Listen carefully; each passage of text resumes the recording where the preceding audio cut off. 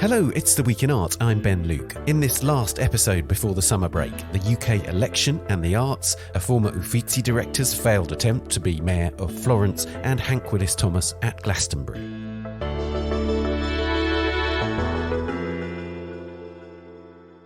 On Thursday, the 4th of July, the UK will have a general election, with the Labour Party currently far ahead in the opinion polls.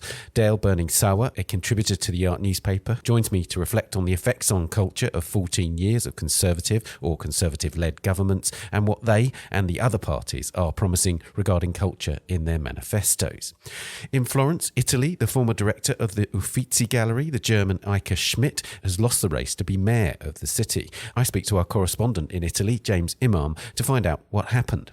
And this episode's Work of the Week is All Power to All People by Hank Willis Thomas. This huge public sculpture depicting an Afro pic with a Black Power salute is at the Glastonbury Festival, and I talked to Thomas about it. Before all that, our latest subscription offer, a free 8-week trial of a digital subscription to the Art Newspaper. Visit theartnewspaper.com to find out more. And do also subscribe to this podcast and our sister podcast, A Brush With, wherever you're listening. A Brush With is back with a new series on the 31st of July. Please also give us a rating or review on Apple Podcasts. Now, the UK general election takes place next week. To mark the election, the front page story of the Art Newspaper's July-August print edition is dedicated to an investigative report in which we have spoken to 12 people working in the arts in the UK to gauge their views on the status of culture in Britain after 14 years of governments led by the right-wing Conservative Party.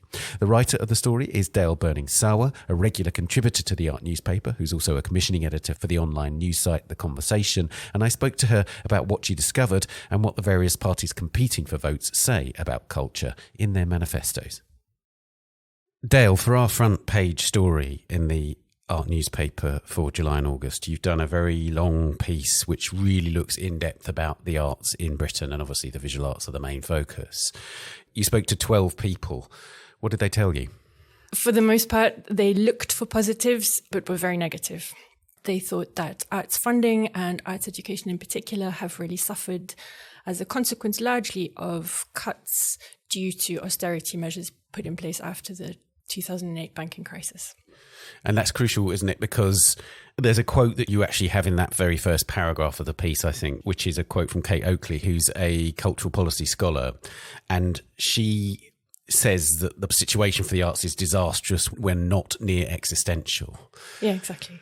So you obviously went quite broadly into different territories within the arts, and that includes quite a broad range of, for instance, educators and museums people and so on. Was it universally across those that you encountered the same sort of arguments? So I found people to be very fair-minded. Obviously, some people have a more almost activist stance. Other people are very politically aligned with a certain party, but for the most part, people really wanted to be fair in their assessment. And so a lot of their assessments weren't necessarily only blaming the Tories, as it were, but they were looking at really what's happening on the ground. So I had Stuart Drew, the director of the Delaware Pavilion in Bexhill-on-Sea, who started by saying from the very beginning of the austerity measures, he'd seen the situation and sought to find a way through it. And that because of a very good relationship with the Conservative MP in his area, he'd been able to make good progress, that things hadn't gone that badly. He was an outlier. Not everybody was able, in fact, to say that things had gone well at all. But even he underlined that cuts to local government funding and attitudes towards art education were disastrous. Right. I mean, some of the figures that people may not know are really kind of eye-popping, aren't they? So between 2010 and 2023, Arts Council England funding for museums and galleries in real terms fell by 36.7%. Then in the wider cuts in real terms is about 16% across culture and the arts. Those are going to hurt, whatever you're doing, right? Absolutely. And the way people highlighted how much things have hurt is multi-layered. So people obviously highlight that immediate cuts affect immediate programming, but long-term cuts affect not just programming, but they affect whether you can keep the lights on, whether you can keep collections maintained.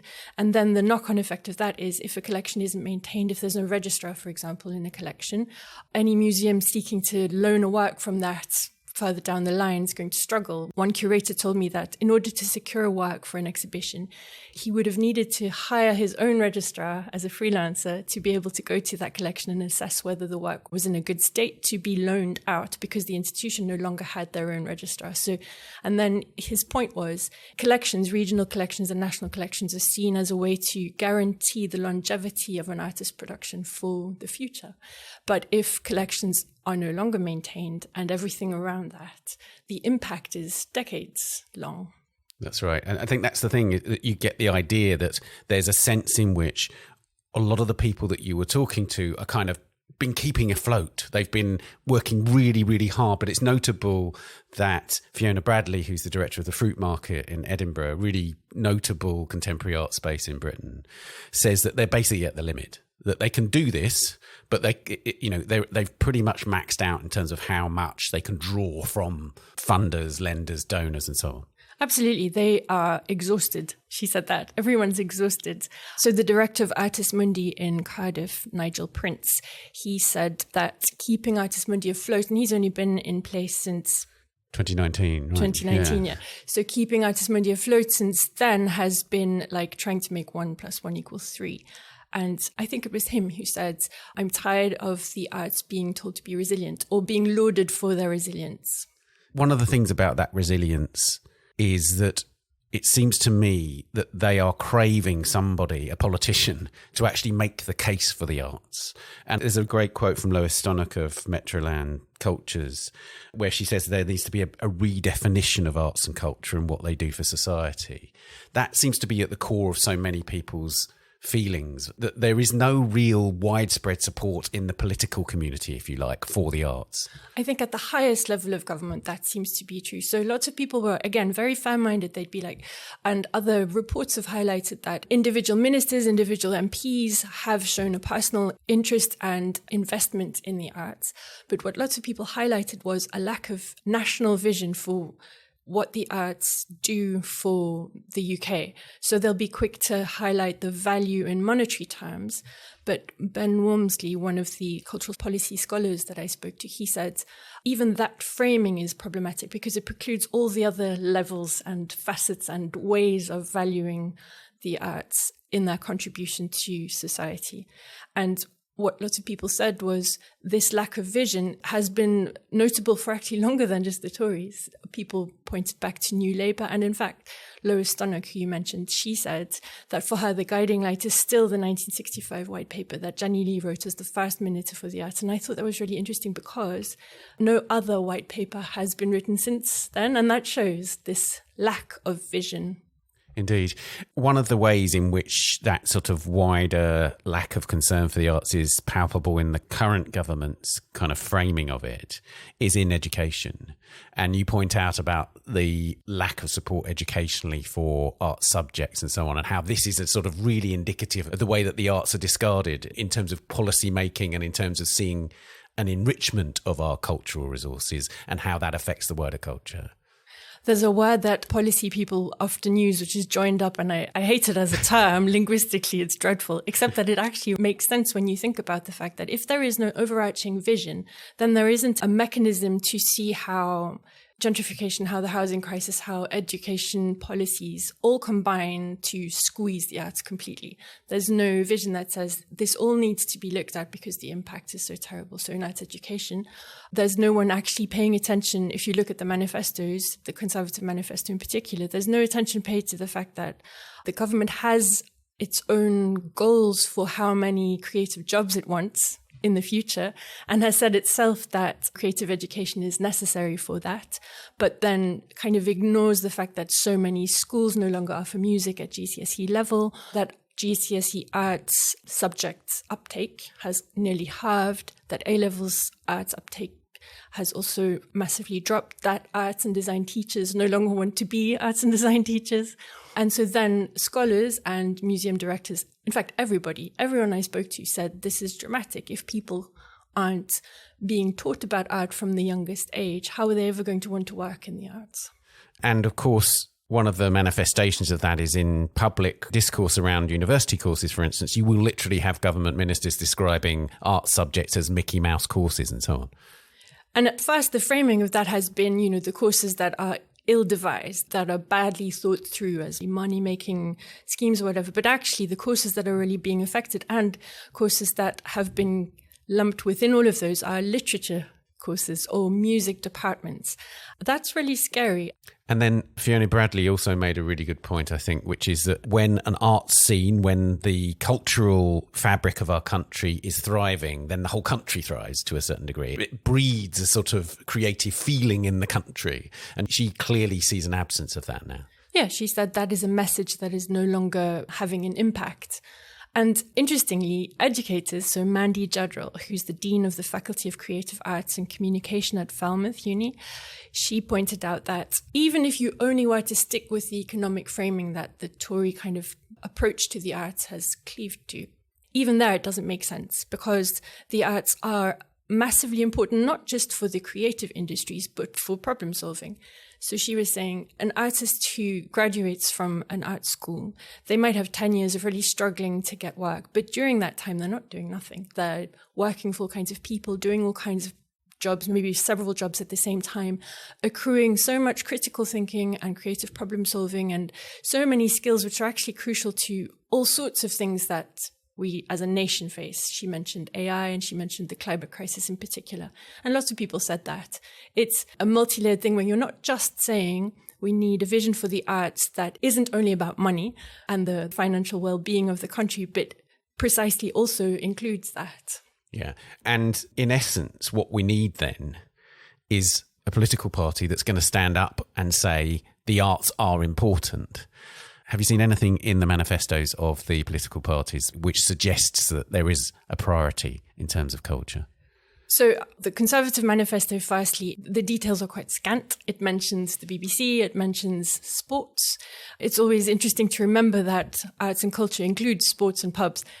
For many arts professionals, that can seem confounding when faced with very real funding cuts, but that's what it is. So it mentions the BBC, sports, free speech, but it doesn't mention funding. And everybody says investment, actual investment, long-term investment, that's not reactive, that isn't just about solving a particular problem. That's crucial for all the long-term reasons that we mentioned before. The Labour manifesto doesn't mention culture and the arts at all, but that's because they released an arts manifesto essentially earlier, a few months ago. And on the surface, when I first read that, I thought, oh, this looks good. It mentions so many of the things that the people I'd spoken to had said were crucial. If a government were to tackle this problem, these were the things they needed to tackle. So freelancers weren't helped during COVID. The manifesto mentions freelancers. It mentions education in detail. So all these things. But Ben Walmsley, his assessment of the manifesto is to take it with a pinch of salt because it's unclear as to how that will all be funded. And again, it comes back to funding. He said it seems to be predicated on the idea of long-term economic growth. And as with so much, not just the arts, long-term economic growth takes a long time. And all these different areas of UK life don't have time. That's right. There's not enough time for the country to get back on its feet, really, for some of these arts organisations. When you have, theatres, arts organisations, literally their funding completely cut. They don't need long-term fixes. They need short-term fixes, and that means funding very quickly. It means investment, proper investment now. Yeah, exactly. I mean, I think just to dwell on Labour for a bit longer, because it's very likely we will have a Labour government on the 5th of July. The manifesto, I have to say, I think was very disappointing, given that we had the plan for the arts in March, which, as you say, had lots of detail that looked quite promising. It was a bit vague, and that's somewhat inevitable, I think. But at the same time, in the manifesto itself, I think on the one hand, it's a very cursory manifesto in some ways. It's big on broad statements with very little detail. But there are things that were said in the plan for the arts that really are not there at all in the manifesto. And therefore, one has to be suspicious that you can say all you like in a plan for the arts, but actually when it comes to it, the manifesto pledges that they're going to be held to are very sparse. So it's true. There are so few details, and anybody who's really desperate for some kind of government help will, of course, have been disappointed. One thing that some political scientists have pointed to that gave me some kind of hope that there might be more is the fact that this manifesto is remarkably statist. It underlines a much more statist approach to public life than we've seen.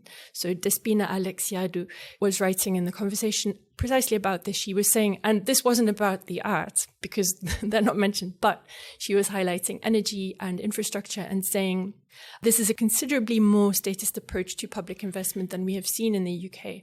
And lots of people that I've spoken to have said it seems to be, one can hope, a fundamentally new approach to what the government wants to do, even in their approach to austerity. Basically, what the manifesto is saying is austerity was a choice. It was a politically driven and ideologically driven solution to the crisis in 2008. And so then that choice doesn't need to be made again. Obviously, details are important. So how it won't happen again is the big question. Right. Okay. So can we drill down a bit into that? How does a statist quality affect the arts? I mean, in what sense would you say that sort of idea of a statist approach might affect the arts? I think from what people have said, from the people who are far on the left who just want everything to be renationalized to the people who are much more centrist in their political views, when you talk about a vision at government level, that is what you mean. You're saying it's not just that the government is going to respond to problems, but the government is going to invest in what it cares about. Right. And to my understanding, that's what a statist approach means. So people said that the government could do it when it wants to. It can invest when it wants to. So during COVID, everyone was surprised and laudatory in how Sunak in particular, how he as Chancellor supported the UK arts much more quickly and much more thoroughly than other countries that supported the arts and literally saved their industries. This was the Cultural Recovery Fund. Exactly, yes. The Cultural Recovery Fund. So everyone highlighted that. They highlighted it with all sorts of caveats. Freelancers didn't get the funds, bosses and buildings did, as a trade union put it quite neatly. But the idea was that the government could choose to do that when it wanted to. So it could find the money when it wanted to, right? But that was a solution to a problem. That was responding to a big need, a temporary thing, right?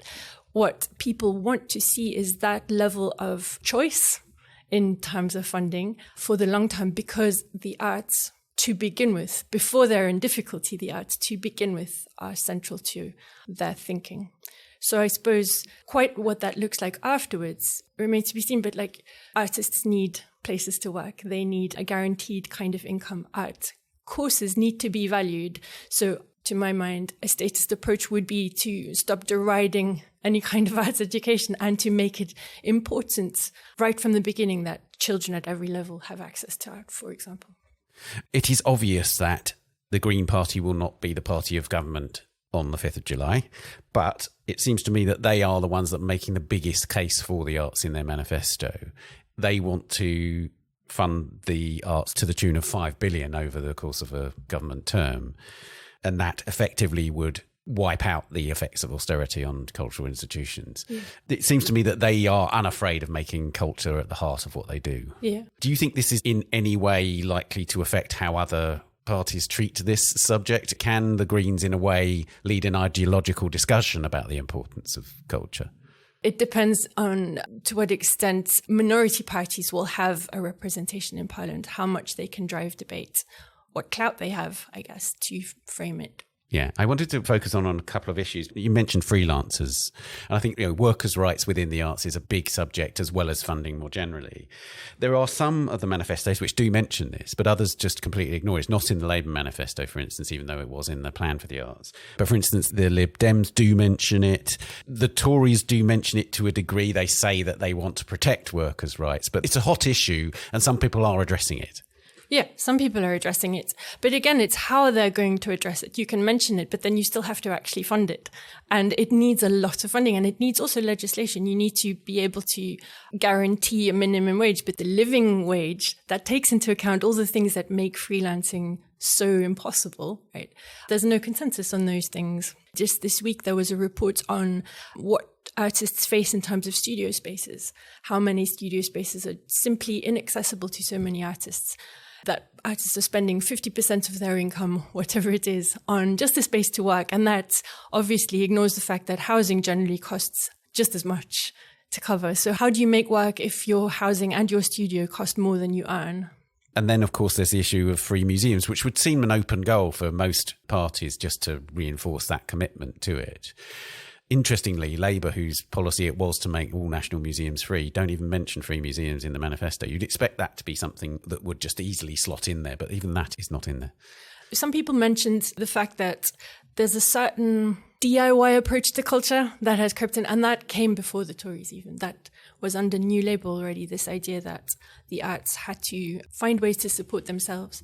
Obviously, museum entrance is one source of income. Tickets are another source, philanthropy is another source. But if the government isn't funding something, then the money has to come from somewhere else. Everyone says, as much as any government official might want philanthropy to be a good source of income, it simply isn't. It's a pipe dream, I think someone said to me. I thought this was really interesting. So many people, museum directors said, despite the government's lack of care, I suppose, for the state museums are in, there's a complete disconnect between how the public view museums. Everyone said museums are absolutely beloved by their communities. People love them. They spend time there. They respond in such immeasurably good ways. And so you'd think then that that would be a really good point to make in a campaign. If you're appealing to the popular vote, appeal to their love for museums and culture. And so they didn't understand the disconnect then with funding. The educational subject is mentioned in various things, and in fact Labour has a policy on a national music educational network. Again, it's very vague. As one commentator has pointed out, it might just be a website. Frankly, it might just be a website that you go to find out where musical resources are in your local neighbourhood. We don't know.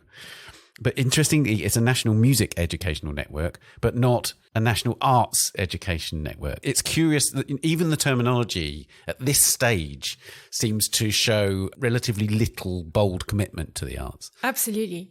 And also an understanding of quite what it encompasses. I found it generally confusing that that's the case in Labour. In the Conservative manifesto, they talk about high-end TV and movies, but no other arts, and then pubs. So it kind of goes between high-end TV, pubs, and the BBC, but all the other arts, where's theatre, where are the visual arts? Or popular arts in the sense that it talks about a flexible coordination service, which relates to film, TV, gaming, and music. Yeah. And so one thing that's interesting there, again, the emphasis there, in choosing to highlight those things, you're choosing to highlight the arts that are traditionally and most recently seen as the most lucrative. So Lois Donnock in Brent, she was saying what she'd really love is for the vision for culture to include all the other arts whose benefit to the community comes precisely from being of the community. So all the visual arts, all the community-based art practices and culture, actual culture that belongs to the people, that's made where people live, that can't be measured. So this is one thing that people said when they think about arts funding, metrics are involved, right? So the Arts Council will use certain metrics to determine who gets money. If that's only ever based on ticket sales, for example, that means a whole bunch of arts will never be included because ticket sales don't come into the picture. But that shouldn't mean that they are discounted for funding. They need just as much funding as any other arts activity does. So yeah, again, there you'd want the whole definition of what arts and culture are to be broadened and to be real, I suppose. Absolutely. Lastly, so you've spoken to people about the last 14 years. That's the main focus of the piece in a way, because of course you can't really predict what's going to happen. What did you sense their ultimate feeling was about the future? It really depended on who you spoke to. And again, it feels like that's a professional bent. Lots of people are just so determined to make this work that they'll keep making it work, as exhausted as they say they are. Other people are really pessimistic because they don't actually see, for all the reasons we've just highlighted, they don't see things really changing. And also another thing people said was just being resilient isn't enough. Austerity needs to be fixed. There needs to be a choice made. And that's what they're waiting for. And lots of people aren't sure that they'll see one made. Dale, thank you very much. Thank you, Ben.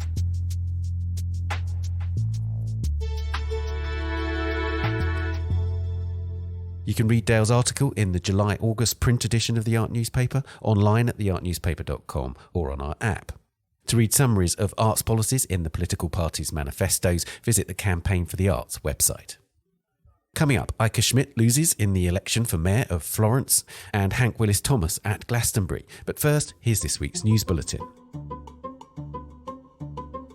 Ahead of the first round of French elections this weekend, the US artist Shepard Fairey has criticised the use of one of his works in 2 election campaign videos posted by France's far-right Rassemblement National, or National Rally Party. In the videos posted by Jordan Bardella on the 13th and 17th of June, the rally president addresses viewers sitting next to a work by Fairey depicting Marianne, a major symbol of the French Republic. The lithograph, emblazoned with the French motto Liberté, Égalité, Fraternité, was initially an homage to victims of the terror attack at the Bataclan venue in Paris in November 2015. Fairey made the image open source, allowing anyone to download it for free from his website.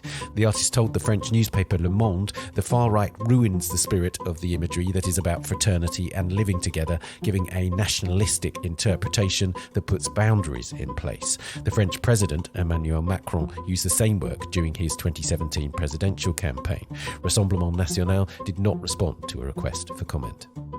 The Stedelijk Museum in Amsterdam will return a painting by Henri Matisse to the heirs of a Jewish textiles manufacturer who sold it under duress in the Netherlands before being deported to a Nazi camp where he died in 1945. The painting, Odalisque from 1920 to 21, has been in the museum's collection since July 1941, when it was sold by Albert Stern, once the owner of one of the biggest manufacturers of women's clothes in Germany and a patron of the arts. The Dutch Restitutions Committee said in its evaluation of the heirs' claim that the sale was connected to measures taken by the occupying forces against Jewish members of the population and arose out of necessity. Stern's wife, Marie, who had studied art, was the driving force behind the couple's collection, which also included works by Edvard Munch and Vincent van Gogh. The family fled to Amsterdam in 1937. By 1939, the Nazis had confiscated Stern's business and the family home. At the time of the sale of the Matisse, Stern had tried in vain to obtain visas to numerous countries, including the United States and Cuba. He and his 2 sons died in the Holocaust. Marie survived, as did 2 of the couple's grandchildren. The baptismal font at Siena's Battistero di San Giovanni, decorated with works by the Quattrocento masters Lorenzo Ghiberti and Donatello, was unveiled to the public on Tuesday after a 3-year restoration. Completed between 1417 and 1431, it features a hexagonal marble basin mounted with gilded bronze reliefs depicting the life of John the Baptist, as well as bronze statues, enamel bands and a marble tabernacle. The font had become dirty and unstable over the centuries. The metal elements were taken to Florence's Opificio delle Pietre Dure, one of the world's leading centres of art restoration, which had worked on Ghiberti's bronze doors for the Florence Baptistry in the early 2000s. The stone elements and structural components were treated in situ by experts from the Opere della Metropolitana di Siena, which manages many of the city's artistic treasures and, in an earlier incarnation, actually commissioned the font for the 14th century baptistry building. High-tech and traditional tools were used in the project. Francesco Cagliotti, the Italian art historian, said that there is no baptismal font in Western civilization that is more important. You can read all these stories and much more on the website or the app. Now, Eike Schmidt, the former director of the Uffizi galleries in Florence, has failed in his bid to become the mayor of the city. Sara Funaro, a local councillor with the centre-left Democratic Party, took more than 60% of the vote. Schmidt secured 39%. The German-born art historian, who's now an Italian citizen, competed in the municipal election on the 24th of June as part of a right-wing alliance comprising Prime Minister Giorgia Meloni's Brothers of Italy party, Forza Italia, and the party League, led by Matteo Salvini. Schmidt campaigned with the slogan "Magnificent Florence," promising to bring security and decorum to the city's streets. Earlier this month, he was accused of mocking southern Italians with a xenophobic slur printed on election pamphlets. To make matters even more complicated, Schmidt was recently appointed as the director of the Museo di Capodimonte, the leading museum in Naples. I spoke to our correspondent in Italy, James Imam, to find out more. James, I have to say this is a pretty extraordinary story, but very telling about contemporary cultural politics in Italy, it seems to me. First of all, who is Eike Schmidt? Eike Schmidt is a German-born art historian who came into Italy sort of out of nothing, really. He started out as an academic, he studied at Heidelberg, and then ended up in Italy in the 1990s on an Erasmus in Bologna, and then on a scholarship in Florence. Then sort of went around the world and did his thing. He was a curator in America, in various museums, and then in 2015 was snapped up by Dario Franceschini, then the left-wing culture minister of Italy, who decided he was going to open up Italy's state-run museums to foreigners as a statement to the world that Italy was opening up to the world.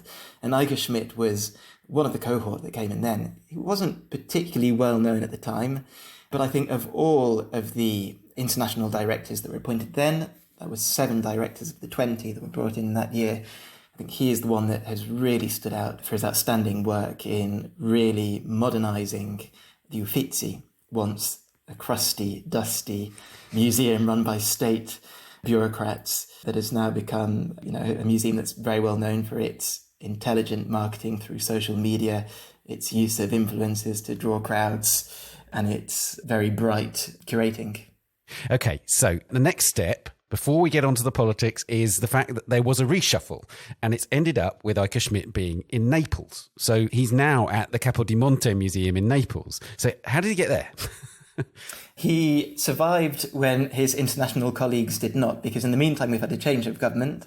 Brothers of Italy, Giorgia Meloni's party, has since swept to power, and they are pushing an Italians first agenda. So one of the first things that we had coming out of the Culture Ministry was very strong signals that the era of the international directors was over. Schmidt has since acquired Italian citizenship. He became an Italian citizen in November, and in December he was appointed to run Capodimonte. So he had a job before this whole saga started, the political saga that is. Right. Now, he says that he was encouraged by the citizens of Florence to stand effectively, so that it was while he was director at the Uffizi and he knew that his term was going to end, that people would come up to him in the street and say, "You've got to stand for mayor." Yes, this is one side of the story coming from Eike Schmidt, that he was encouraged by citizens of Florence who were really impressed by his management of the museum to stand for mayor in Florence. It's interesting to work out how exactly this extraordinary transformation into a would-be political leader of the right happened.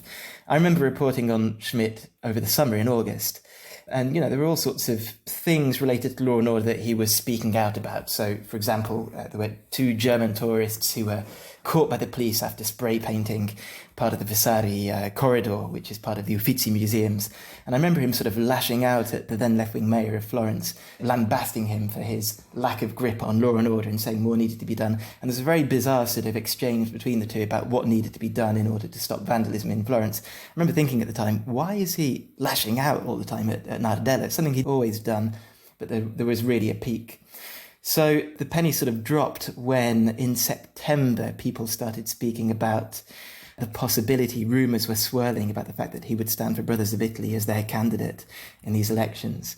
So yes, he says he was approached by people in Florence who suggested that he stand for mayor. He's also said, he said this in an interview for The Times, that Gennaro San Giuliano, the culture minister, called him up in September and asked him to stand. This could potentially go back years. I mean, another thing that he mentioned in the recent Times interview was that he gave Giorgia Meloni a tour of the Uffizi 2 years ago, shortly after she took power. In fact, no, she hadn't even taken power at that point. She was about to start campaigning for elections that year. And he said that he was really impressed by her grasp of medieval theology, something he didn't expect her to be familiar with. Uh-huh. So perhaps, their relationship started to develop then.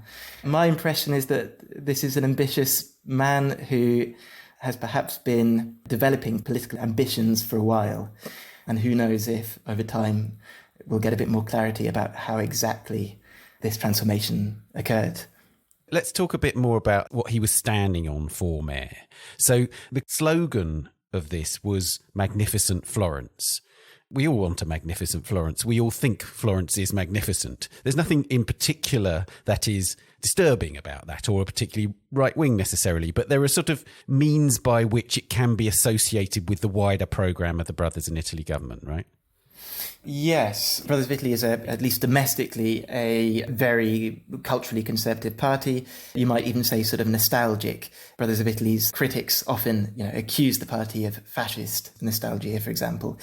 I wonder whether Schmidt had a sort of a two-way political vision. I think part of it was based on this idea of taking Florence back to the glory days. So magnificent Florence, as you say, which I think is a clear reference to Lorenzo the Magnificent, so the Medici ruler of Florence. And of course, he's sort of playing on his expertise there because he's an expert in Renaissance sculpture. That was his thing before he came to the Uffizi. So on the one hand, he had this sort of idea. On the other hand, he was very much a sort of a right-wing Brothers of Italy type politician who spoke a lot about law and order, security and decorum. He also spoke about issues that one doesn't readily associate with Brothers of Italy.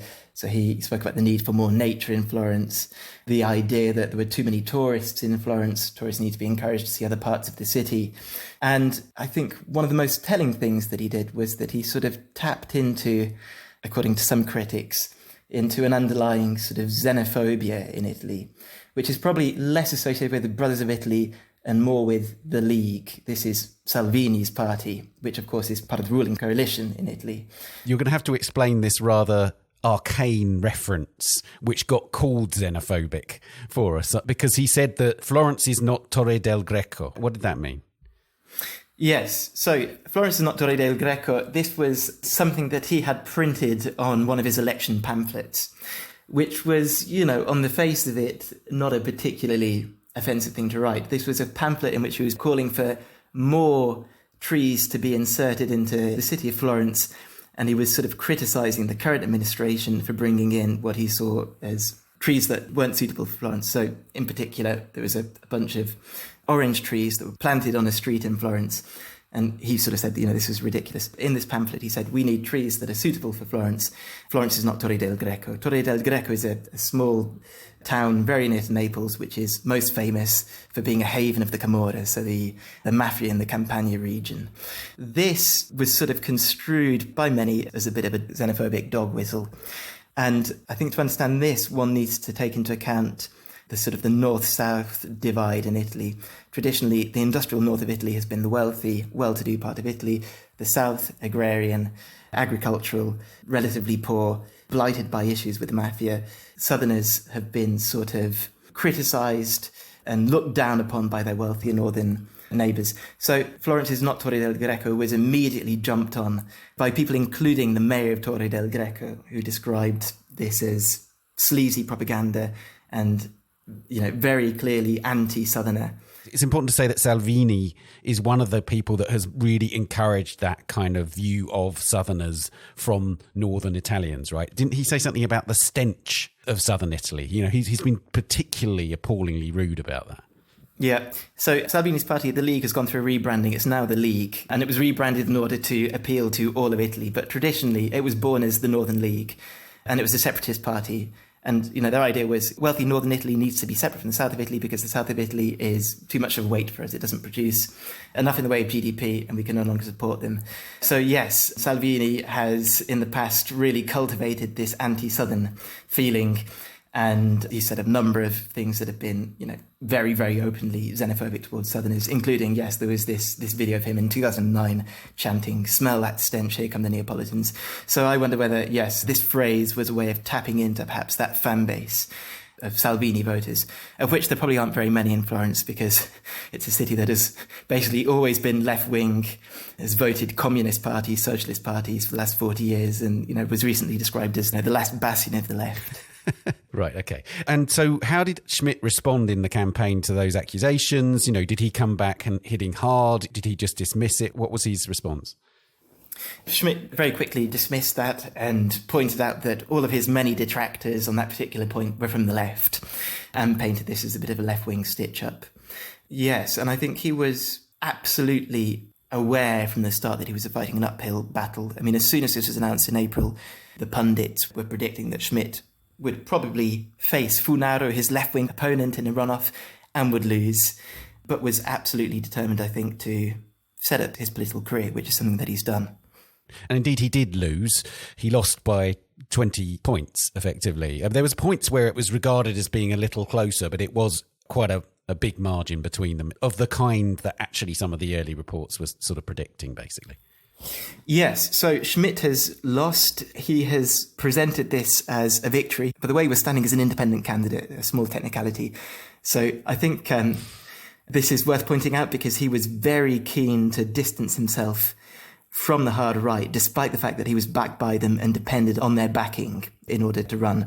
But he didn't want to be seen as the right-wing candidate. So he said, quite rightly, as an independent, he had the best results since, I think it was 1991, the early 1990s at least, as an independent candidate. And also said he would be staying in Florence and he would be leading the opposition in the council. So I think this suggests that Schmidt is perhaps just beginning when it comes to his political ambitions and plans to sort of grow over the coming years. It'll be interesting to see what comes next. It'll also be interesting to see what happens with his current job at Capodimonte, because technically speaking, he ought to be going back there. I wanted to talk about that a little bit more because apart from anything else, those comments on Torre del Greco, regardless of whether they were misquoted, prompted a sea of responses from politicians in Naples who were saying, why is this guy directing our museum, right? Exactly. And very interestingly, the outspoken president of the Campania region, Naples is, of course, the capital of Campania, has been completely anti-Schmidt from the moment in which he announced he was going to be sort of standing in the Florence elections. So one of the first things that De Luca, the president of Campania, said when Schmidt lost was he's not coming back to Naples. He tried to leave his cap on the seat of the Capodimonte Museum and he won't find his cap there when he comes back, is what he said. It's a state-run museum, the Capodimonte Museum, so the president of the Campania region doesn't decide whether or not Schmidt takes up his post. But he and now the mayor of Naples seem to be very anti-Schmidt. So, if he does go back, and he seems to be signalling that he will be going back and travelling to Florence to carry out his political commitments, and I suppose he'll be making that journey quite often, he will find that the authorities that govern the city are very much against him now. Right, and the people too. I mean, one of the key things about museums is that there's a buy-in from the locals. I mean, Schmidt seemed to suggest that Florentine people loved him and were encouraging him to stay. If you're actively seen to be very much a pro-Northern Italian and spending lots of your time in Florence, he's not going to get much of a support from the Neapolitan locals, right? The communities around him that are essential to a museum's functioning and popularity, and it's communities that are fundamental to the success of a museum. Yeah, it's difficult to see where he goes from here, in that was really one of the most impressive things he did in Florence. He pushed up visitor numbers a huge amount. I think he claimed that there were 4 times more visitors than when he arrived by the end of his tenure there.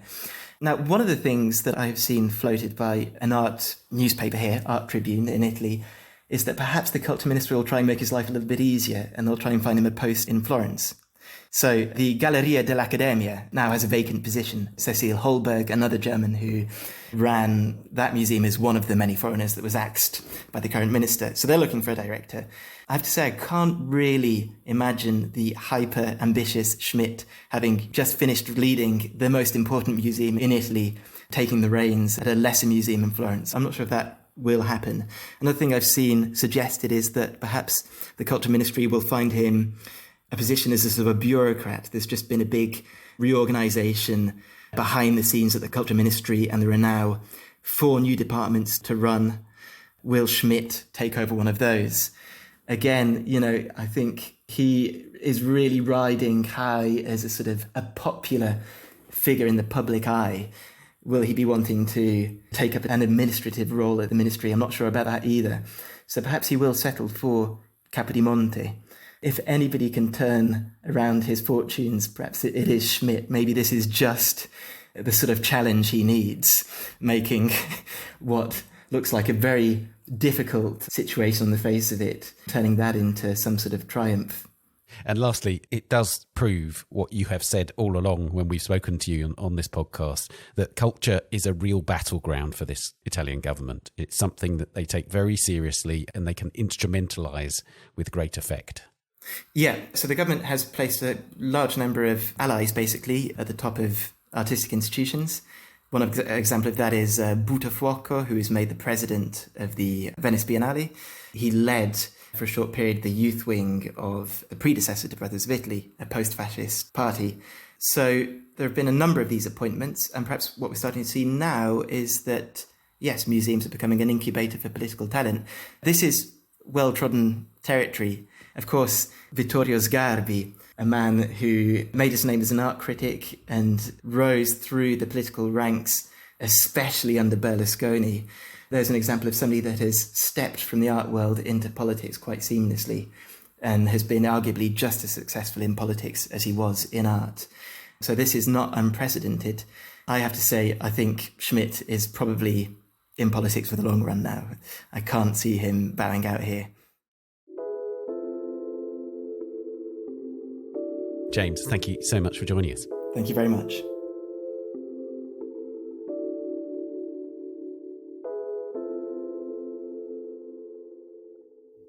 You can read this story on the website or the app. And now it's time for the work of the week. It's the Glastonbury Festival in southwest England this weekend.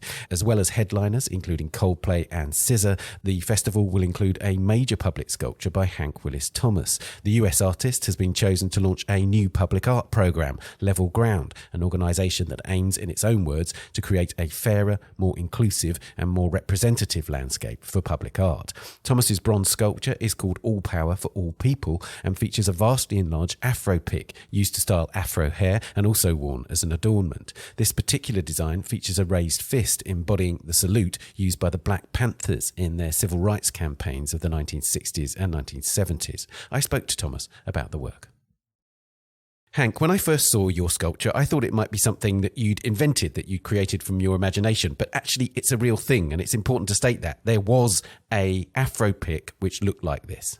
There is, yes. The sculpture is basically a replica and enlargement of an Afro pick that I grew up using when I had hair as a child. So tell us about that, because it's really important also, as well as this being an object which is absolutely about Black identity and empowerment and so on, it has deep personal connections to you, right? Because your grandmother was a hairdresser, right? Yeah. I mean, well, I think the personal is political always, right? And we often forget that how we groom ourselves, how we look, how we are perceived as worthy or beautiful is actually a political thing, especially my mother's generation, which was a generation of African Americans, but also Afro-Caribbeans and Black British people and even Africans on the continent who decided that celebrating their natural hair was a statement because Black being framed as beautiful was actually contrary to everything that society had taught them. And so the Afro pick was like a really revolutionary object. And that's important that the Afro pick was a crucial factor in defining Afro hair, right? In terms of the actual forming of the Afro in that culture. So it's not only a symbol, it's a crucial part of that process of defining one's identity in that way. Yeah. It was a unifying object. It was something that was in stores and shops all across the world, and that people could kind of, through the small gesture of purchasing an Afro pick and combing their hair with it and sometimes leaving their hair with it, identify with people all over the world who were kind of coming into this awareness about the power of using our personal aesthetic as a way to be seen as powerful or human. And in terms of the particular design, it emerged at the start of the 70s, is that right? Yes, correct.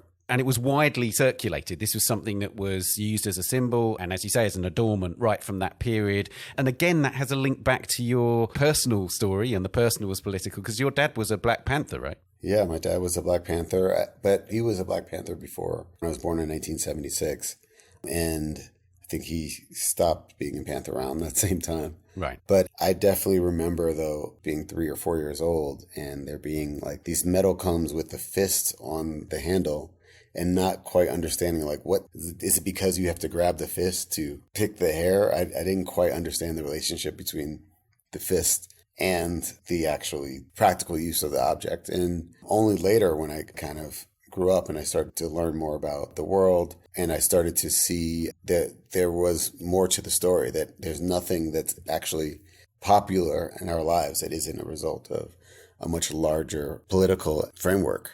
And then, of course, there's also a peace sign. And it was important for you to stress that peace was the ultimate goal of what the Black Panthers were doing, right? Well, I don't know if that's per se the case. That was called originally the Black Panther Party for Self-Defense, right?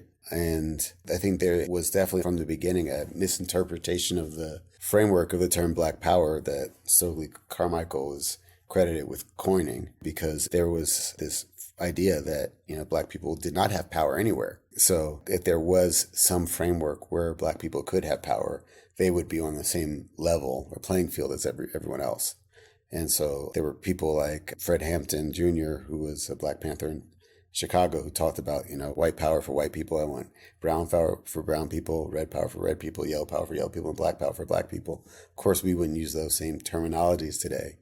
But I was taught by Erica Hudgens of the Black Panther Party that they changed their statements from power to the people to all power to all people. And because they understood that they became demonized and alienized based off of this kind of framework of black versus white rather than collective empowerment. And that's part of what this work is about, is that because of our social conditioning, we don't have to look very hard to see people who we perceive to be European as beautiful, because that's the framework. Whereas for others of us, there has been a campaign to make us seem not beautiful. And so there need to be frameworks and stories to be told that allow us to be seen as beautiful, because if you're seen as beautiful, you're seen as worthy, right? We don't tend to preserve or treat things that we don't think as beautiful in a kind way in our society. This bronze-handled Afro pick, I think it's important for people to recognize that Black Power as a framework is not inherently against anyone. The idea of if we can all be seen as beautiful, all be seen as worthy, all be seen as human, we can come closer to peace. So I see the fist of solidarity along with the peace symbol as being both invitations for other people all over the world to engage in this kind of seemingly perpetual struggle for more and more of us to become seen as worthy and be participants in our society. One of the inspirations for this sculpture was another experience you had in Philadelphia growing up, right, of seeing Claes Oldenburg in the streets there. Exactly. So, yeah, because around the same time that I came into contact with the Afro pick, I was living in Philadelphia, and we would go downtown and there were these sculptures. I think there are 3 Oldenburg sculptures in downtown Philadelphia, but when I was a kid, the one that I remember the most is like a 40-foot clothing pin. Yeah. Which is also kind of a relic today, right? Well, exactly. That's the thing. It's like become a historic sculpture. Right. But the clothing pin, again, it was one of those kind of moments of bewilderment of like, clothing pins are strange objects, but also why is it so large? And so when I was given an opportunity with Monument Lab in Philadelphia Mural Arts to actually present a sculpture in Philadelphia, I thought that I wanted to actually pay homage to my childhood and homage to Oldenburg and to the Afro pick and all that it represents.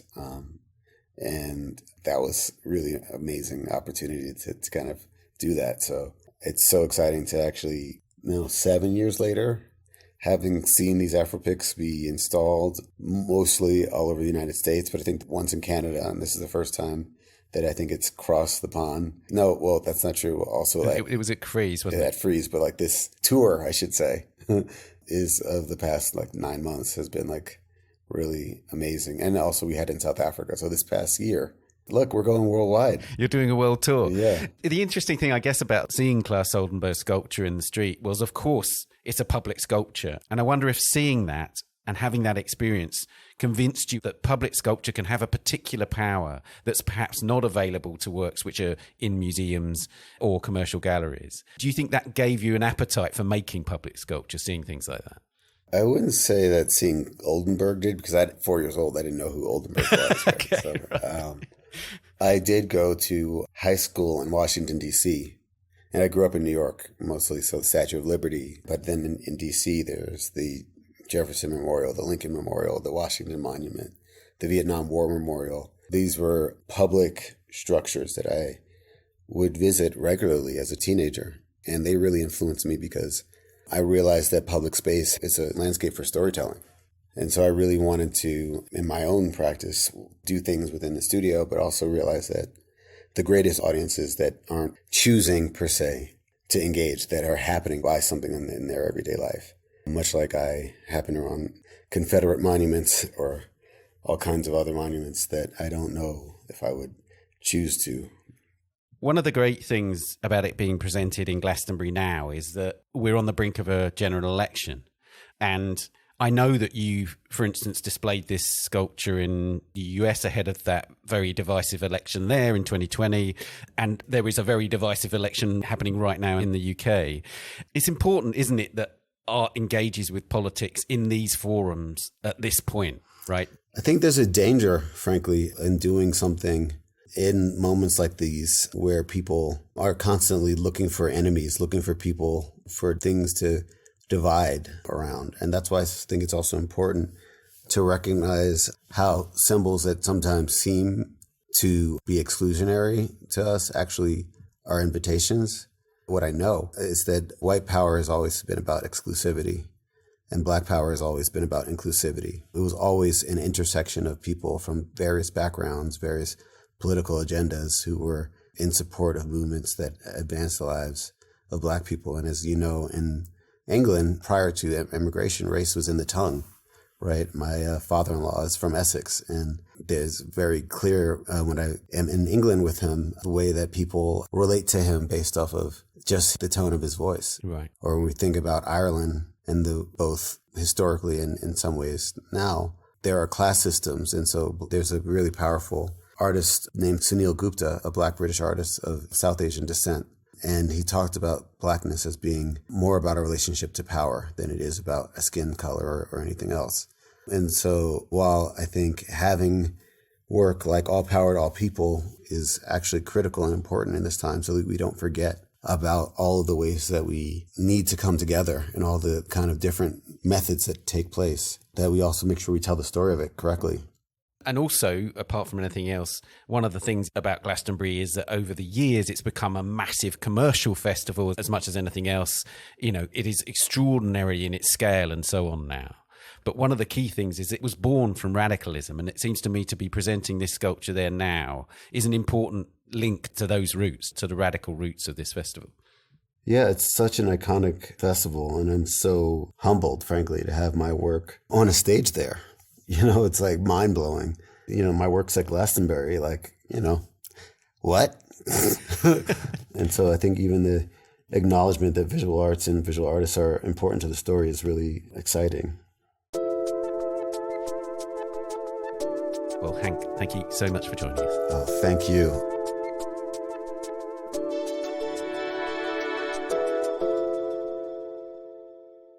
The Glastonbury Festival continues until Sunday, the 30th of June, and you can find the sculpture opposite the West Holts stage.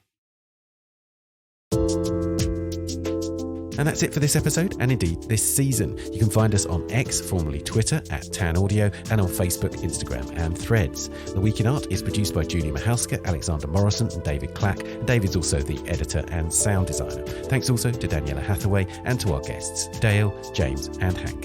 Thank you for listening. We're back on the 6th of September. We'll see you then, but do listen to the new series of A Brush With beginning in late July. Bye for now.